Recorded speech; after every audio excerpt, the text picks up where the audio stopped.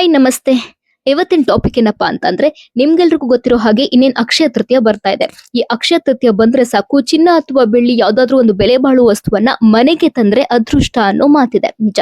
So ಹಾಗಾಗಿನೇ ಸಾಕಷ್ಟು ಜನ ಅಕ್ಷಯ ತೃತೀಯ ಬಂದ್ರೆ ಸಾಕು ಬೆಳಗ್ಗೆಯಿಂದ ರಾತ್ರಿ ತನಕ ಚಿನ್ನದ ಅಂಗಡಿಗೆ ಹೋಗಿ ಚಿನ್ನ ಅಥವಾ ಬೆಳ್ಳಿ ಯಾವ್ದಾದ್ರು ಒಂದು ಸಣ್ಣ ವಸ್ತುವನ್ನಾದ್ರೂ ಮನೆಗ್ ತರೋಣ ಅದೃಷ್ಟ ಬರುತ್ತೆ ಅಂತ ಯೋಚನೆ ಮಾಡ್ತಾ ಇರ್ತಾರೆ. ಆದ್ರೆ ಬರೀ ಚಿನ್ನ ಬೆಳ್ಳಿ ಅಷ್ಟೇ ಅಲ್ಲ, ಇನ್ನೂ ಕೆಲವೊಂದು ವಸ್ತುಗಳಿದೆ. ಆ ವಸ್ತುಗಳನ್ನ ನೀವು ಮನೆಗ್ ತಂದ್ರು ಕೂಡ ನಿಮ್ಮ ಅದೃಷ್ಟ ಬದಲಾಗತ್ತಂತೆ. ಹಾಗಾದ್ರೆ ಚಿನ್ನ ಬೆಳ್ಳಿ ಬದಲಿಗೆ ಬೇರೆ ಯಾವ ವಸ್ತು ತಂದ್ರೆ ನಮ್ಮ ಅದೃಷ್ಟ ಬದಲಾಗತ್ತೆ? ಇದನ್ನ ತಿಳ್ಕೋಬೇಕು ಅಂದ್ರೆ ಈ ವಿಡಿಯೋವನ್ನ ಕೊನೆವರೆಗೂ ಪೂರ್ತಿ ನೋಡಿ. ಹಾಗೆ ಒಂದ್ ಸ್ಮಾಲ್ ರಿಕ್ವೆಸ್ಟ್, ನೀವಿನ್ನೂ ನನ್ನ ಚಾನೆಲ್ ಅನ್ನು ಸಬ್ಸ್ಕ್ರೈಬ್ ಮಾಡಿಲ್ಲ ಅಂದ್ರೆ ದಯವಿಟ್ಟು ಸಬ್ಸ್ಕ್ರೈಬ್ ಮಾಡಿ. ನಿಜ, ಹಿಂದೂ ಧರ್ಮದಲ್ಲಿ ಅಕ್ಷಯ ತೃತೀಯಕ್ಕೆ ಒಂದು ಮಹತ್ವವಾದಂತ ಸ್ಥಾನ ಇದೆ. ಅಕ್ಷಯ ಅಂತಂದ್ರೆ ಎಂದಿಗೂ ನಾಶವಾಗದ ಅಂತ ಅರ್ಥ ನೀಡುತ್ತೆ. ಈ ದಿನದಂದು ಮಾಡಿದ ದಾನ, ಪೂಜೆ ಅಥವಾ ಖರೀದಿ ಯಾವುದೇ ಆಗಿರ್ಬೋದು, ಅದು ನಮ್ಗೆ ಅನಂತ ಫಲವನ್ನ ನೀಡ್ತದೆ ಅನ್ನೋದು ಜ್ಯೋತಿಷ್ಯ ಶಾಸ್ತ್ರದ ನಂಬಿಕೆ. ಸೊ ಸಾಮಾನ್ಯವಾಗಿ ಅಕ್ಷಯ ತೃತೀಯ ಅಂದ್ರೆ ಎಲ್ಲರೂ ಚಿನ್ನ ಖರೀದಿಸೋಕೆ ಮುಂದಾಗ್ತಾರೆ. ಆದ್ರೆ ಇವತ್ತಿನ ಕಾಲದಲ್ಲಿ ಚಿನ್ನದ ಬೆಲೆ ಗಗನಕ್ಕೇರೋದ್ರಿಂದ ಎಲ್ರಿಗೂ ಅದನ್ನ ಖರೀದಿ ಮಾಡೋದಕ್ಕೆ ಸಾಧ್ಯ ಆಗೋದಿಲ್ಲ. ಸೊ ಹಾಗಾಗಿ ಜ್ಯೋತಿಷ್ಯ ಶಾಸ್ತ್ರ ಹೇಳುತ್ತೆ, ಚಿನ್ನದ ಬದಲು ಕೆಲವೊಂದು ಮಂಗಳಕರ ವಸ್ತುಗಳನ್ನ ನಿಮ್ಮ ಮನೆಗೆ ತಂದ್ರು ಕೂಡ ಮಹಾಲಕ್ಷ್ಮಿಯ ಅನುಗ್ರಹ ಪಡಿಬಹುದಂತೆ. ಹಾಗಾದ್ರೆ ಯಾವ್ದದು ನೋಡಿ. ಮೊದಲನೇದು, ನಿಮ್ಮ ಅಡುಗೆ ಮನೆಯಲ್ಲಿ ಬಳಸುವಂತಹ ಕಲ್ಲುಪ್ಪು. ಹೌದು, ಸಮುದ್ರ ಮಂಥನದ ಸಮಯದಲ್ಲಿ ಲಕ್ಷ್ಮೀ ದೇವಿಯೊಂದಿಗೆ ಉಪ್ಪು ಕೂಡ ಜನಿಸಿತ್ತಂತೆ. ಆದ್ರಿಂದ ಉಪ್ಪನ್ನ ಲಕ್ಷ್ಮಿಯ ಸ್ವರೂಪ ಅಂತ ಹೇಳಲಾಗುತ್ತೆ.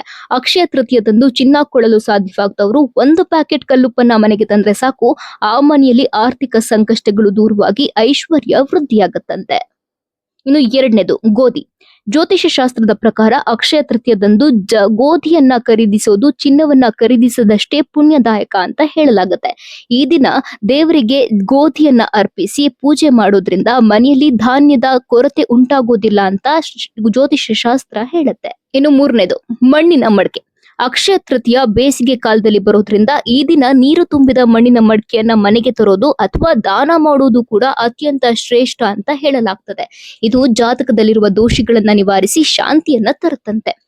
ಇನ್ನು ಇದಿಷ್ಟೇ ಅಲ್ಲ, ಚಿನ್ನ ಬರೀ ಬೆಳ್ಳಿ ಇಷ್ಟೇ ಅಲ್ಲ, ಮನೆ ಕೊಳ್ಳೋದು ಕೂಡ ಒಂದು ಲಾಭದಾಯಕ. ಚಿನ್ನದ ಬದಲು ಈ ದಿನ ನೀವೇನಾದ್ರೂ ಹೊಸ ಮನೆ ಖರೀದಿಸಬೇಕು ಅಂತ ಅನ್ಕೊಂಡಿದ್ರೆ ನೀವು ಈ ದಿನ ಖರೀದಿ ಮಾಡಿದ್ರೆ ನಿಮ್ಗೆ ಸಮೃದ್ಧಿ ಸಿಗುತ್ತಂತೆ.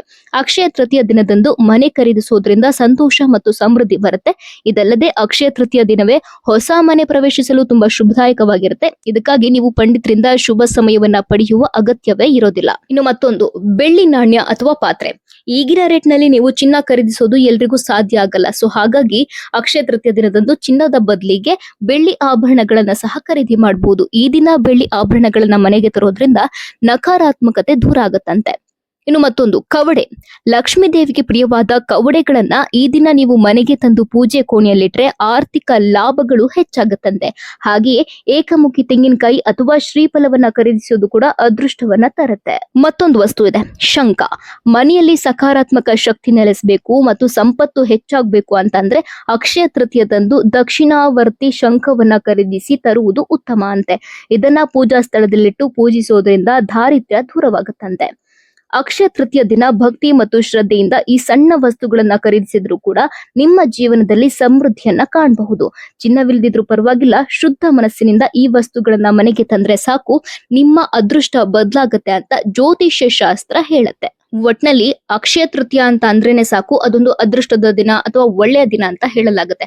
ಸೊ ಹಾಗಾಗಿ ಜ್ಯೋತಿಷ್ಯ ಶಾಸ್ತ್ರದ ಪ್ರಕಾರ ನೀವು ಚಿನ್ನದ ಬದಲಿಗೆ ಈ ವಸ್ತುಗಳನ್ನ ನಿಮ್ಮ ಮನೆಗೆ ತಂದ್ರು ಕೂಡ ನಿಮ್ಮ ಅದೃಷ್ಟ ಬದಲಾಗುತ್ತಂತೆ. ಸೊ ಹಾಗಾಗಿ ಚಿನ್ನದ ಮೇಲೆ ಹೂಡಿಕೆ ಮಾಡೋಕ್ಕಾಗಲ್ಲ, ಚಿನ್ನವನ್ನ ನಮ್ ಕೈಲಿ ಖರೀದಿ ಮಾಡಕ್ಕಾಗಲ್ಲ ಅಂತಂದ್ರೆ ನಾ ಇಲ್ಲಿ ಹೇಳಿರುವಂತ ಯಾವ್ದಾದ್ರು ಒಂದು ವಸ್ತುನ ಮನೆಗೆ ತನ್ನಿ, ಒಳ್ಳೇದಾಗ್ಲಿ.